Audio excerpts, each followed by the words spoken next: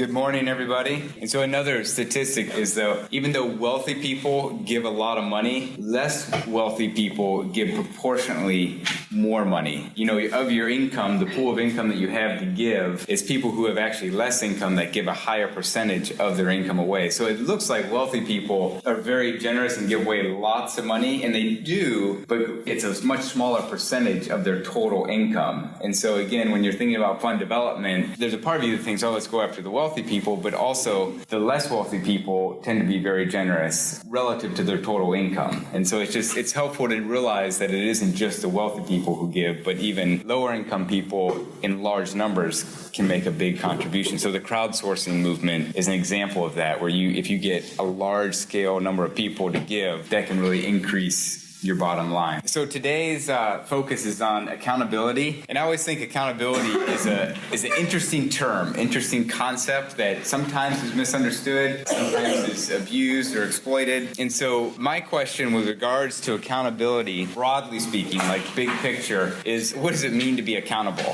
What is this concept of being accountable? From your knowledge or your experience, what does it mean to be accountable?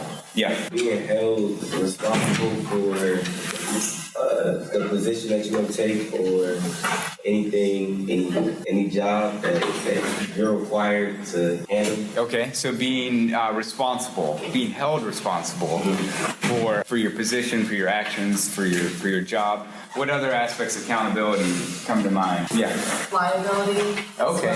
Yeah. So there's consequences for, like, when you get held accountable, and if you fall short or if you don't meet the standards, then there's going to be consequences or liability for that. Yeah. Also that you answer to someone else. There's someone that you have to give an account to. Yeah, like the public. Yeah. So that there's another person involved in this process. You can sort of be accountable to yourself. You can lie to yourself pretty easily and skirt around the truth. So this is an interesting issue with the presidential elections, with the debates. I don't know if you caught this when Trump was talking about his income taxes, and he basically said, Hillary accused him of saying, you haven't paid any taxes, and he says, because I'm smart. A smart person wouldn't pay taxes. And if you look at it and listen to it, what he's basically saying is that the way the laws are set up, I've figured out how to work it so that I don't have to pay any taxes. Or just like the bankruptcies, the four different bankruptcies that he filed for, each of them was probably legal. And so he knows the laws, and so he's working in such a way that he's taking full advantage of the law. And so on one level, you can't fault him because, well, that's the way the laws are set up, and he's saying, hey, if you change the laws, then I can't do that anymore. But right now, the laws are such that what I'm doing is legal. You might not agree with it, you might not think it's the most upstanding thing to do, but it's legal. And if I'm being held accountable and the standard is the law, then I've done nothing wrong. And so what you're kind of saying is, yeah, but there's being accountable, there's sort of this ethics and there's morals that's broader than just the letter of the law. So yeah, when we think about accountability, there's the law, but then there's also sort of the broader public that you're accountable to, or sort of beyond just the letter of the law. And that's what we're going to be looking at, is both the law, but then also the broader sort of public that you're held accountable to. I think it was Jordan and I talking, giving an account of your actions. If you think about the root of the word, being accountable is giving an account of your actions. And I do this with my kids all the time. My son had a rough day yesterday, and so he lost his privileges in the evening. He couldn't go outside and play. And he says, I'm mad at Mom. I said, well, why are you mad at Mom? Because she says I can't go out and play. I said, well, why can't you go out and play? He goes, because Mom said I can't. And I go, well, Mom isn't sort of this random authoritarian person that's just going to say, you cannot play. I go, well, what happened? And eventually he gave an account of how he had hit his sister, and the consequence for hitting his sister was that he can't go out and play. But in a sense, giving an account is telling the story versus, I guess there's different accounts. His account was, Mom took away my privileges, but another account of that is that I hit my sister, and so I lost the opportunity, I lost some privileges because of that. But so if you think of accountability is retelling the story or explaining the outcomes, like how did we arrive at this place, and it's retelling the story and even having the data to tell that story if you're an organization. And And then the other part of that, and this is where it goes back to my son, or what we talk about, is owning things, taking responsibility for your actions. So when we talk about accountability, overwhelming tendency is to blame other people, other things for why the outcome occurred. And so again, my son was the perfect example because he said, well, she stuck her tongue out. My sister stuck her tongue on me, that's why I hit her. And I said, Josh, why do you, I can't believe that Emily has such power over you that she can just look at you or stick her tongue at you and cause your arm to go and hit her. I go, that is unbelievable. I didn't realize, she's only 4, he's 8. I go, she has so much power over you. That's just unbelievable that she has so much control over you that she can cause you to hit her. Or was it that you chose to respond in a certain way? What she did, whether it's right or wrong, you had a choice in how you responded to her. And you chose a certain action. And so when we think of accountability, it's in the context of taking responsibility for your actions, owning, yes, this is what I did. It wasn't a smart move. I could have done it a different way, but I own that that's what I did. That's the action that I did. So, and when we're talking about accountability, it's this broader, bigger picture, not just, your organization and the finances, but it's like the broader aspect of being held accountable for your actions and taking responsible for your actions. And so in this, what we're usually familiar with is this idea of negative accountability. Just the example of my son, where it's making sure that you don't mess up, that you avoid transgressions. Can you guys think of examples where you're held accountable and it's this idea of negative accountability, like making sure you don't mess up? So when there's contribution that comes into your organization, there's different regulations on how you spend that money or else you'll get in trouble. So yeah, other examples of negative accountability that you can think of. So like timesheets is another form of make sure you do the work that you're doing. Okay. And that might even be potentially positive accountability, like we want to make sure that you fulfill your, what you said you would do. So what I want to look at also, so there's the negative accountability, which is usually what we're familiar with, and usually it's this sort of like, I hope I don't get caught type of thing, and that's, so even our relationship with accountability is one such that, yeah, we might be doing something that isn't completely along the straight and narrow, and I hope I don't get caught or I don't deviate too much, and depends who I'm accountable to and how often they ask me and how much they enforce it. The other aspect of accountability, which I think gets overlooked and I actually think is a potentially highly valuable aspect of accountability and a very motivating aspect, is this idea of positive accountability. It's making sure that you'll do the things that you'll say you'll do. And so it's this idea of, here's a standard that I want to aspire to, and probably the best example I can think of is if you have a physical trainer.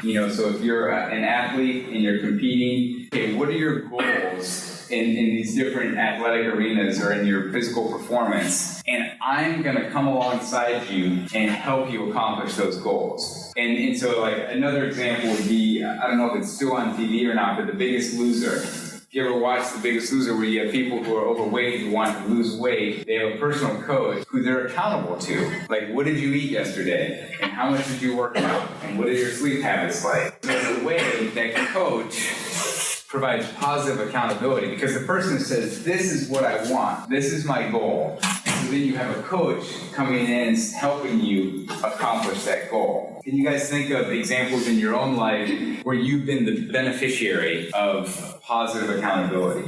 And you've seen it like, wow, that worked well for me. Like on a sports team, Jordan? My cross-country team in high school had this system where on Saturdays we would run twice. It wasn't like you had to, but you knew that if you stuck to the program and did that, run, so many miles on Saturday, that you would succeed in whatever your goal for the season. And how did accountability work in that context? When I think of positive accountability, I think of it as not, like if you don't do it, what negative is like you'll get in trouble, but like positive is just you're going above and beyond what you really could have done. Mm-hmm. So like you could have just run once on Saturday, but instead you ran twice. Yeah. And then that made you better. Mm-hmm. You felt it. Well, and I go running with a group of guys on Friday mornings at 6:30 in the morning. I don't normally get up at 6:30 in the morning, but because I know that they're going to be there at 6:30 and I've committed to run with them at 6:30, I'm much more likely to show up and go running. Whereas if I was just by myself and it's 6:30 in the morning on Friday, the likelihood of me getting up is much lower. Whereas when I know there's other guys waiting to go running, then that accountability is positive reinforcement. It motivates me to get out of bed. And really, it motivates me to accomplish what I want to do. It's a positive accountability. In other words, the only negative would be public shaming, like, oh, Fulton didn't show up. What's it, how come? But there's not really, I don't get fined, I don't lose money, or there isn't these negative consequences. It's just more I miss out. Any other examples where you've seen in your own life that you do well when there's positive accountability, whether it be coursework or If you had chores by your parents or whatever, and then you got an allowance. Oh, yeah. So that's a motivating thing of that, okay, here's a list of chores and here's the positive reinforcement that would happen with that. So that would be another example. I think the thing is that it's all over the place. Like I think of if you've ever gone to a counselor or a psychologist to work through whatever issues are going on in your life. What's interesting is the reason why that can be so effective is because you're actually oftentimes paying the counselor to go meet with them for an hour to focus on this specific area or issue of your life. And it's because you've actually paid to go see that counselor that you've committed to setting aside time to address this issue. Whereas if you didn't have that accountability to go show up, you would continue to put off dealing with that issue. And so years would go on where you have this issue that's unaddressed, but it isn't until you actually sit down with someone and talk with them once a week or every other week that you actually begin to work through whatever issue it is. And so there's this idea, this accountability, like, okay, I'm going to show up because I made a commitment. I've paid all this money to see this counselor, and I'm not going to bail on it. And it also happens with groups like Alcoholics Anonymous. I mean, the reason why Alcoholics Anonymous is so effective is purely because of the accountability, the support structure that's there. So if you're someone struggling with alcoholism or you have a family member who struggles with alcoholism, being a part of a support group provides this positive accountability, which enables people to work through their addiction in powerful and significant ways. And so I guess what I'm saying is that accountability often has a bad rap. Like, we don't want to be held accountable. We avoid often. I don't want to be held accountable. I don't want to have to take responsibility for my actions. But if you view it in the positive domain, it can actually help you to accomplish substantial things that you would think otherwise I wouldn't be able to do. But if you're in a regimen or a system where there's positive accountability, you can actually accomplish significant things, whether it's in the academic life, whether it's in sports or organizational work, whatever it is, if you have that positive accountability, it can be beneficial. So I say all that to maybe change your perspective on how you view accountability and the potential upside of it. In terms of, for you personally, like if you think of all the different areas of your life, what are the areas you might be held accountable? So just in your own personal life, what are the areas in which you're held accountable typically? Yeah. Schoolwork. Okay, who are you held accountable by? So there's accountability with getting the assignments in. But yeah, so you're held accountable by your parents for school stuff. What other stuff are you accountable to? Yeah. I'm a supervisor. I had a job through IU and clock in every week, and especially with IU, I'm accountable to make sure that I don't go over 30 hours a week. Yeah, and so in many aspects of accountability, the level of scrutiny it varies. You could have some employers who have high trust and, sort of say, if you clock in, I assume you're working, and other ones sort of want an itemization of how you spent your time. So there's variation in the strictness of the accountability or the specificity of accountability. Any other areas in your life where you're like, oh yeah, I'm accountable in this arena? Yeah. I have a scholarship, and so I'm held accountable to meet the criteria of the scholarship, otherwise I'll lose it. Yeah.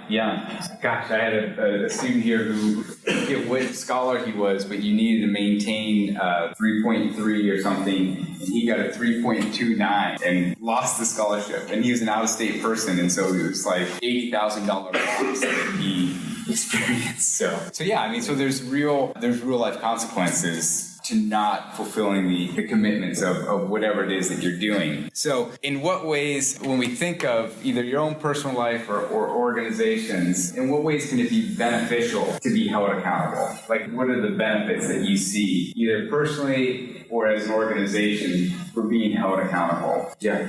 I guess, like when you're being held accountable for schoolwork, it can like teach you like skills, I guess, such as like being organized or time management, things like that. Yeah. Well, and what if Fred didn't hold you accountable and just sort of said, well, turn it in when you turn it in?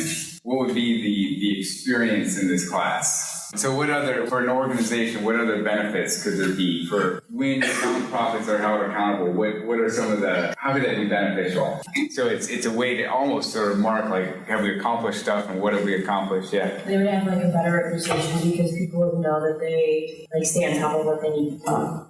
So there's a level of professionalism. I mean, I think in my experience, the nonprofit that I always think is not really held accountable or doesn't meet its expectations is the YMCA. We belong to the local YMCA, and it's a nonprofit. Like, the schedules, like, I'll go there to show up to work out or to swim, and the pool will be closed, and I'll look at the schedule, and the schedule says that it's supposed to be open, and they're like, oh yeah, we didn't update it. And I'm like, well, then don't even put a schedule up if it's not going to be accurate. And part of it is they say, well, you know, we're a nonprofit, we're understaffed, and they give all these excuses. And I'm like, well, but you don't have to be. Don't use that as the excuses. And so there needs to be a high level of accountability. But there's sometimes, especially with nonprofits, it's like, oh, well, we're a nonprofit, as if that's the excuse or explanation. From the Worth chapter, it talks about the benefits, but there's also some drawbacks to being held accountable. What would be some downsides to being held accountable that you could think of? Like the law. Okay, in what ways?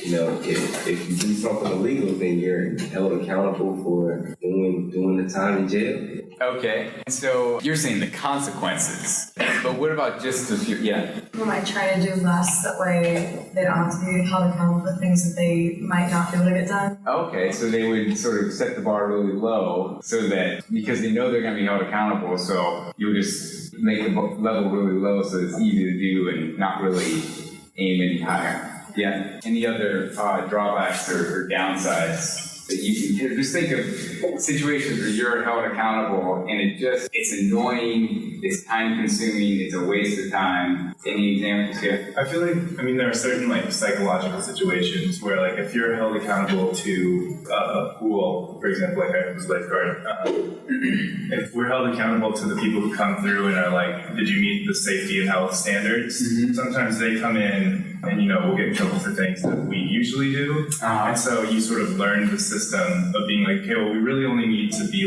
really great on this day when our health and safety people come in. And so then, you focus more energy on that when you could be focusing it more on just being a good pool all the time. Yeah. So that's just sure. One thing I didn't understand, I lived in a house on campus, and the fire marshal would come once a year to do the fire inspection to make sure we met the fire safety standards. But the fire marshal would send us an email a couple days before and let us know, hey, I'm going to be coming by to inspect your house. Yeah. And so then we go through, we clean up all the trash, we make sure everything meets the standards when the fire marshal shows up. And I was always like, what? This seems so strange because then every other day out of the year, we didn't meet the standards. So, Bryson. The Bursar? The Bursar bill. Yes. So, I know I was held accountable for $1,000 last year, but I paid. So so the consequences are a whole other story, but really it's sometimes the accountability. So I'll give you one. I try to hold you accountable to reading these chapters, and the way that I hold you accountable is to write these memos. And some of you might experience the memos as I gotta write another memo. Why do I have to write a memo? It's just extra burden, time consuming, and I don't like that process. And so my motivation for holding you accountable is burdensome.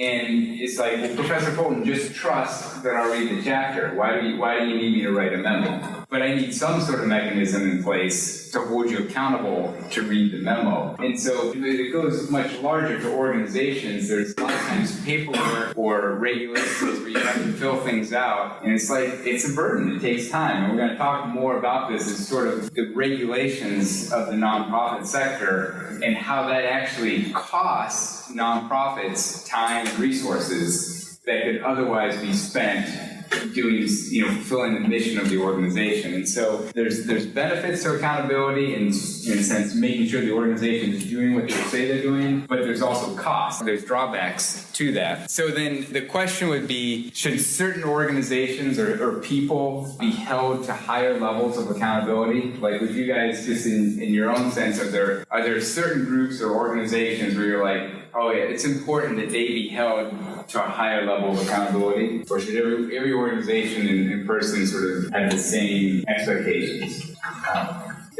Yeah. So you're saying that nonprofits, your sense is that, or depending on what they do, should determine how the level of accountability? Well, there's other nonprofits, and there's community welfare. It's two different groups, and I think the community one obviously being held accountable, maybe then So especially if you're a public serving organization where the public there would be dire consequences if my organization didn't meet the standards or wasn't held to a high standard. So the public serving aspect. Any other organizations or types of people? Okay, we read an article yesterday about Lady Gaga and Kanye West, and Kanye West supposed to help her tour, and he kept bashing people. He get on stage, take the microphone from Taylor Swift, bash her, try to get Beyonce to get the award, and then finally, the industry is like, he need to take a break, and then he goes in 2009, he does it again. And basically left Lady Gaga standing alone. So Kanye should be held to a higher standard? Yeah, well, that's celebrities. Celebrities, okay. So yeah, the high-profile people, whether it's celebrities, an example related to that is sort of the personal lives of celebrities. Should they, in a sense, they are role models on some level, and if they do something that's unethical, they get targeted, and is that fair that they should be held to a higher standard? Even more so, politicians or business leaders, if you think on the personal level, should they be held to higher scrutiny or a higher standard? Whereas the rest of the public, it's okay if sort of skirt by with some of these things. And so the question is, especially with organizations, how accountable should they be, and should certain organizations be held to a higher standard? And in that is nonprofits, or as Carly mentioned, especially the public serving nonprofits. And so these are all questions that are debated over time. It's sort of, well, how accountable should organizations and institutions be held? Like IU as an institution, how accountable should we be to providing a safe space on campus for students? So that's one big issue, whether it be related to race or related to sexual violence of some kind. Should universities be held to a higher standard to provide a safe space compared to a neighborhood or other community institutions? And so we're going to talk about, in a sense, all three sectors, so the government, companies, private companies, and then nonprofits, and sort of see how they're all three these major institutions, but they are treated in terms of accountability in different ways. And so if you think about governments, so your local government, your state government, or the federal government, who are governments accountable to? Who do they have to give an account to? Yeah. People who have walked each other country. Okay, so the people that they're governing. Okay, so in a sense, yeah, the governments, especially if you're looking at, say, the Bloomington City Council, they're accountable to the citizens of Bloomington. It doesn't matter what Indianapolis people think about the City Council in Bloomington. The City Council in Bloomington is only accountable to the people that they're assigned to serve, the people of Bloomington. And so if you think about governments are accountable to the people that they're serving, it's a clear line. What leverage do the people have? So in a sense, the people are holding the political officials accountable to do what they said they would do, and what leverage do the people have? Yeah. They elect them. Okay, so voting, so they can choose to elect them or then not re-elect them when the next voting round comes in. So it's a pretty clear mechanism. Now, it doesn't always work efficiently, but that's the mechanism. So when you think of governments, government institutions or elected officials, they're held accountable by the public. And the leverage that the public has is ultimately their vote, whether or not you're going to vote for the person. So if you have a city council person or a state legislator who gets elected but then just sort of doesn't really fulfill his promises or doesn't do what she said that she would do, then that's going to hurt her when the next election cycle comes up. The people are not going to vote. They're going to, hold that official accountable to what they said they would do, and if they don't do it, they don't get reelected. So then if you think of companies, private companies, for-profit companies, who are they accountable to? And this gets a little bit more complicated. Yeah. They're accountable to shareholders. To shareholders, so the investors. So they have an obligation to the people who have given them money, invested money in them to make a profit. And so who else are they accountable to? Customers. Customers? In what way? So if they say they're bringing out a product or something, that they're going to fully bring it out at a certain date. Mm-hmm. And it's going to be a quality product, and it's going to satisfy their expectations. Customers, anyone else?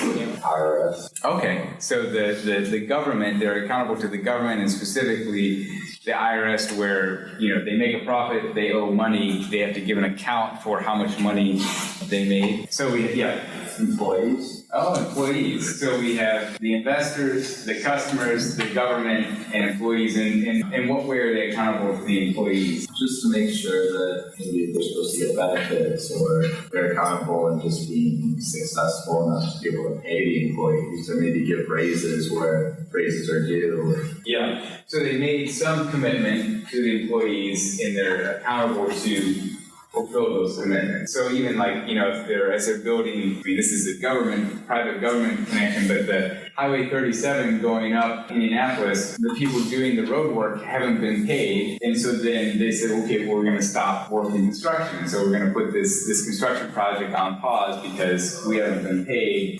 We're holding you accountable for your promises. And if you don't, we're going to stop working is ultimately what happens.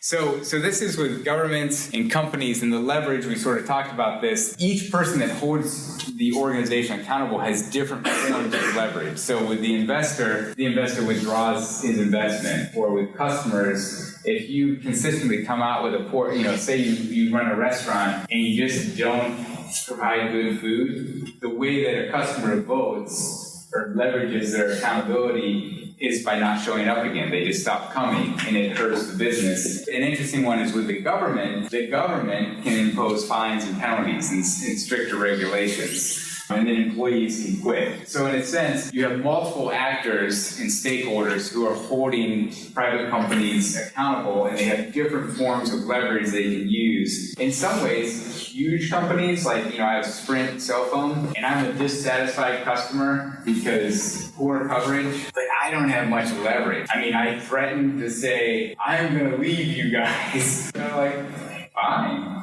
There's little consequence. And so there's different levels of leverage, but if you organize and you have a class action lawsuit and you have thousands of people who are suing Sprint or whatever organization, then you actually have a lot more leverage to hold them accountable. Like when they said we would deliver this type of service or this type of product and they didn't, and they violated their contract, then you have greater leverage. When we talk about accountability, what actors are involved, but then also what leverage do they have? And if you don't have much leverage, again, even with government officials with voting, if it's just one person's upset, well, I'm not going to vote for you, the person would be like, fine, it doesn't matter. But if you organize a couple thousand people in Bloomington to go to the mayor and say, hey, we're really upset. You promised to put in a park here, and you've consistently pushed that down the road, and you're never delivering on it. And we have, signatures of 5,000 people who are very upset about this.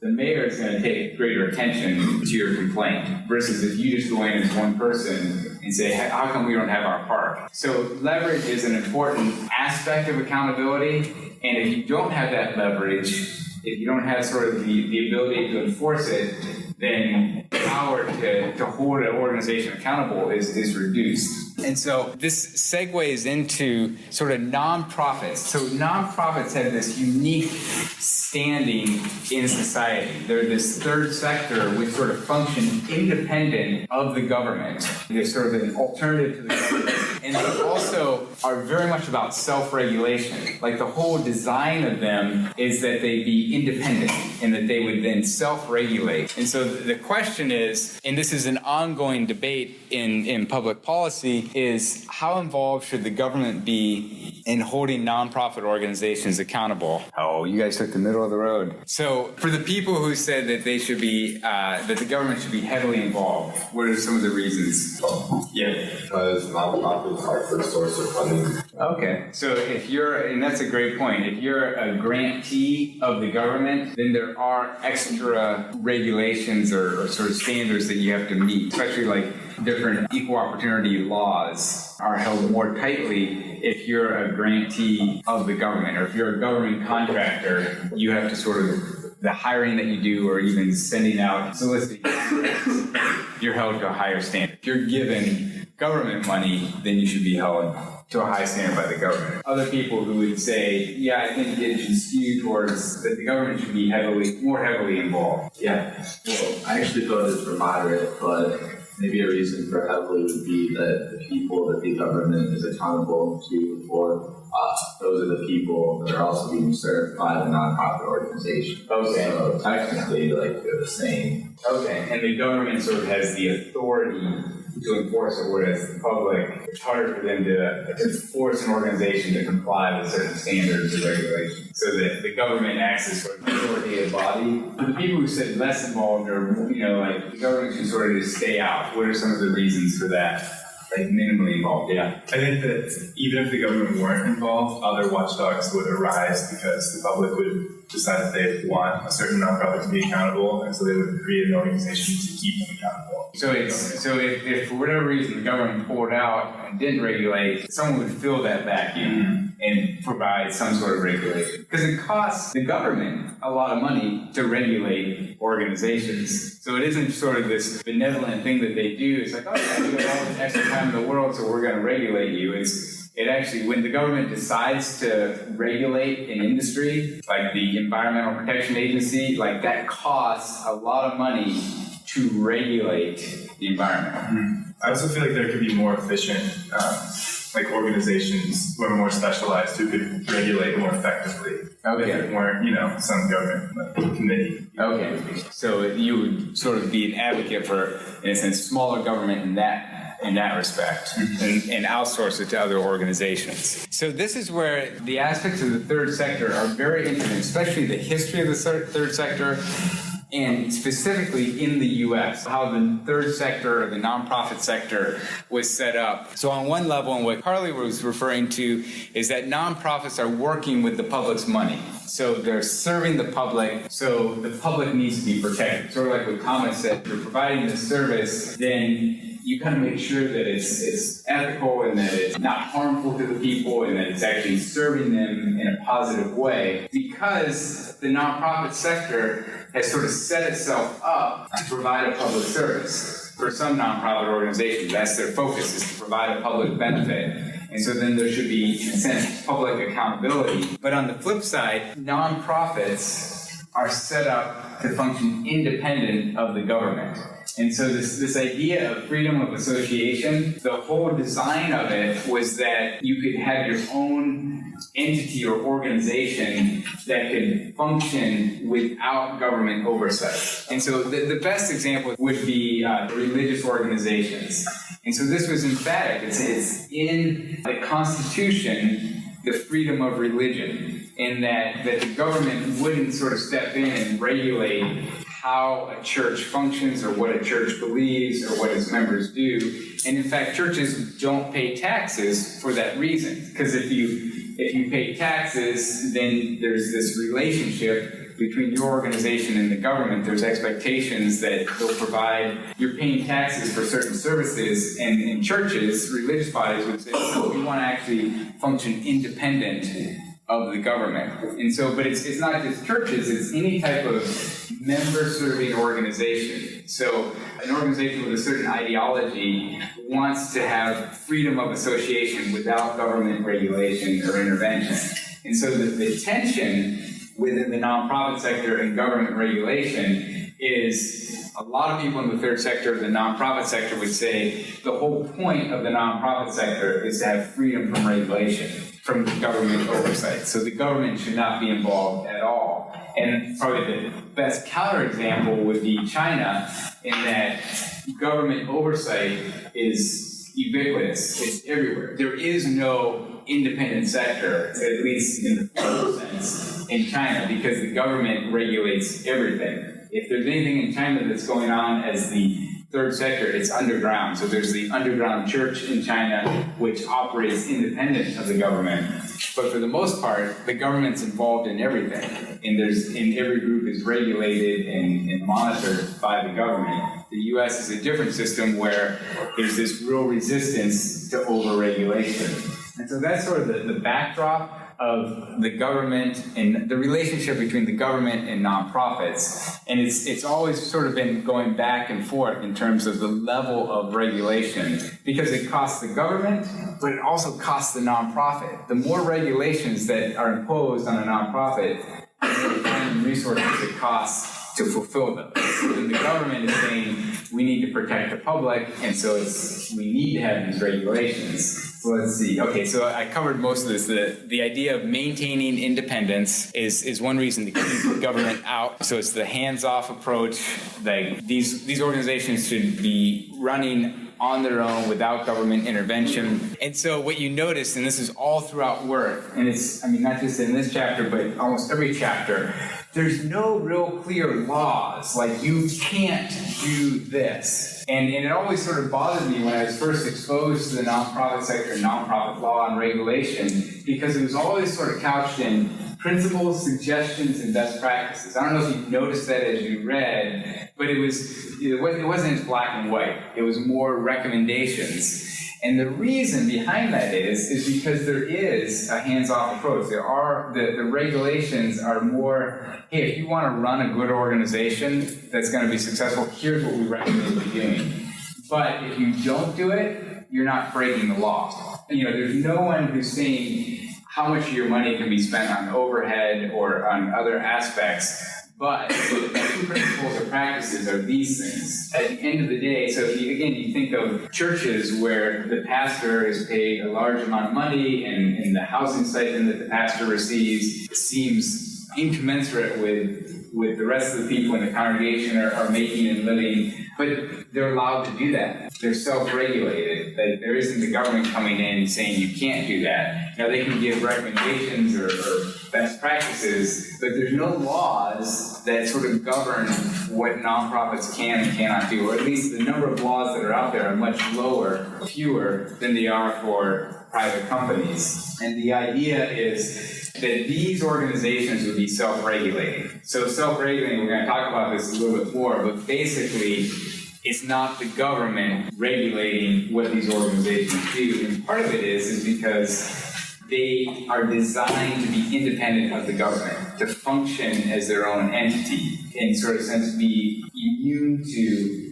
government intervention. In a sense, again, you can use China as the example. If you have an organization that goes in opposition to the government or goes in a direction that deviates from what the government wants, in China, if you have an organization like that, it gets shut down because it goes against what the government wants. But in the US, if you have an organization that goes against maybe what the government is wanting or advocating, the amazing thing about the US is that you're allowed to function as that organization. You have the freedom of association, and the government won't come in and shut you down.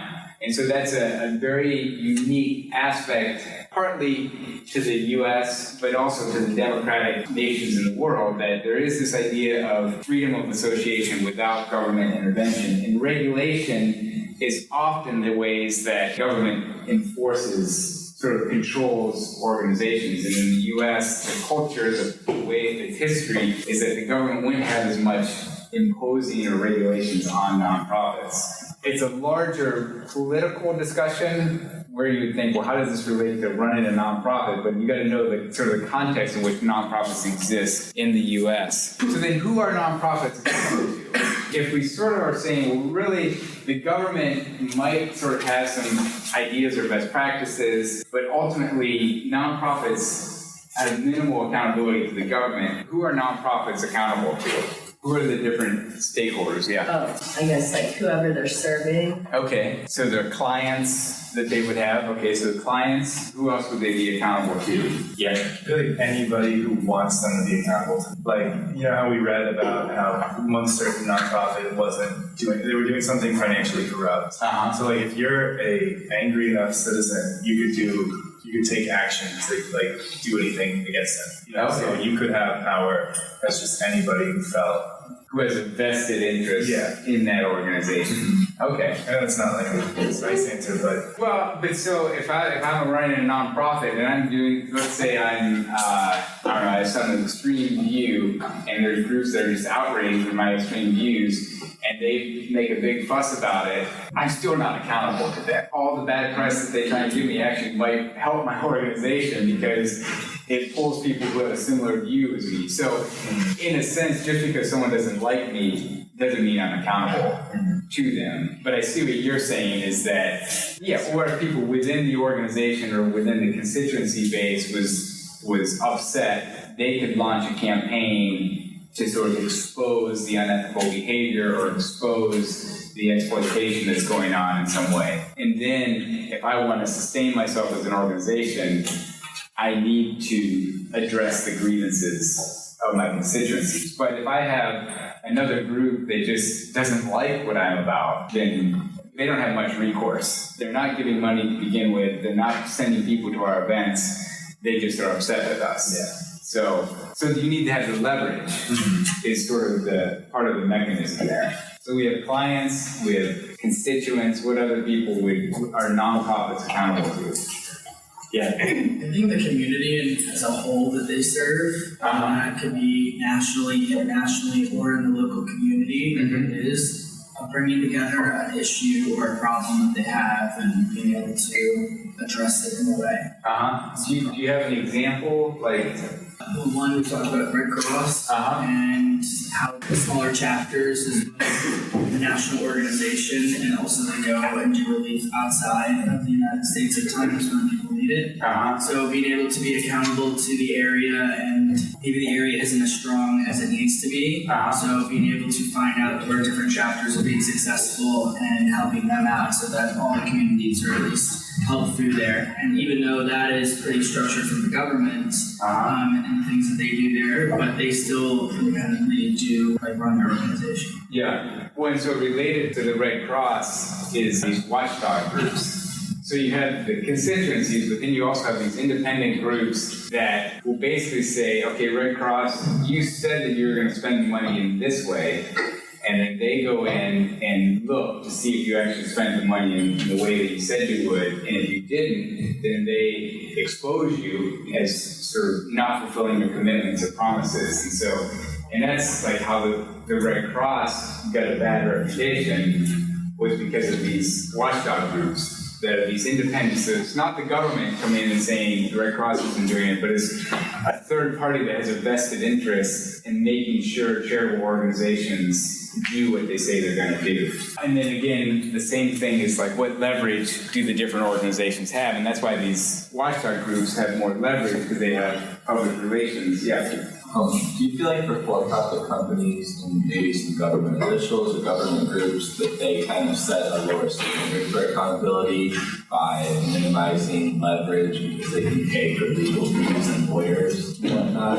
So I feel like I've seen that so many times where a big company is able to have that legal power and it kind of minimizes the accountability that they could have. Yeah, the consequences are small compared to the potential gains. So you're saying that private companies, the leverage that the government has is still kind of weak. Like, so if you have banks that have, you think of Wells Fargo, Wells Fargo opened up millions of accounts without users knowing about it, and the government, called in the CEO and questioned that CEO isn't facing any legal implications at this point, and is he's sort of being asked to account for what he did, and there's what he did was wrong, but what are the real consequences that they'll face? I feel like that maybe could raise the accountability in nonprofits, because like not a lot of nonprofits couldn't handle the legal bills. Yeah. Would come getting sued if they someone felt like they weren't being responsible. Yeah, so the regulations are more costly for nonprofits. And so we're going to watch a quick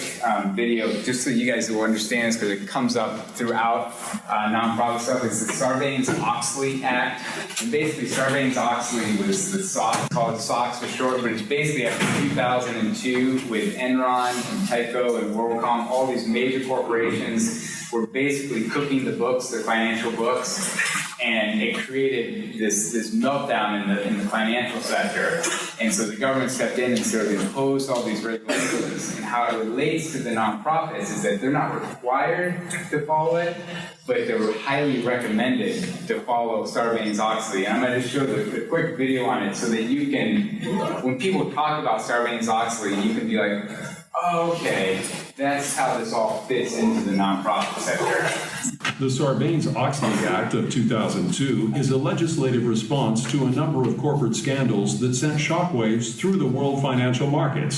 Some of the biggest issues involved Enron, Tyco, and WorldCom. The Sarbanes-Oxley Act, commonly referred to as SOX, attempts to strengthen corporate oversight and improve internal corporate control. The main purpose of SOX is to protect shareholders from fraudulent representations in corporate financial statements. Investors need to know that the financial information they rely on is truthful and that an independent third party has verified its accuracy. SOX is a long and complicated law, but it has a few key provisions. Section 302 requires that corporate management certify that they have reviewed the financial statements and that they are accurate and truthful. Section 401 requires that financial information include disclosures about any relevant off-balance sheet obligations that may exist. Section 404 requires management to state whether or not the company's internal control procedures are adequate and effective. Section 404 has costly implications for publicly traded companies, as it is expensive to establish and maintain the required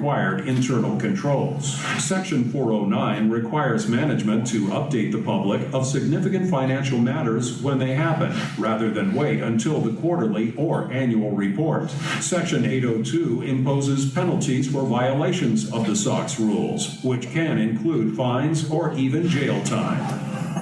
So, I love how it says Section 404, Section 801. It's like, now imagine this is a huge regulatory thing that was instituted. It has huge consequences on nonprofits, not because they have to, but it changed the industry of how you're doing financial reporting. And if any of your parents are in the financial sector and you just mention Sarbanes-Oxley, you'll see a grimace come upon their face, because it's this huge burden to make sure that that their financial records and statements are clean and clear, that there isn't unethical stuff going on, or that they aren't hiding stuff. And what it means for the nonprofit sector is the expectation is that the nonprofit sector abide by these rules. Now, they're not required to, but it's strongly recommended. And that goes back to the government can't force you to, but there's good business practices. And there's reasons why Sarbanes-Oxley was instituted, because people weren't following good practices, financially speaking.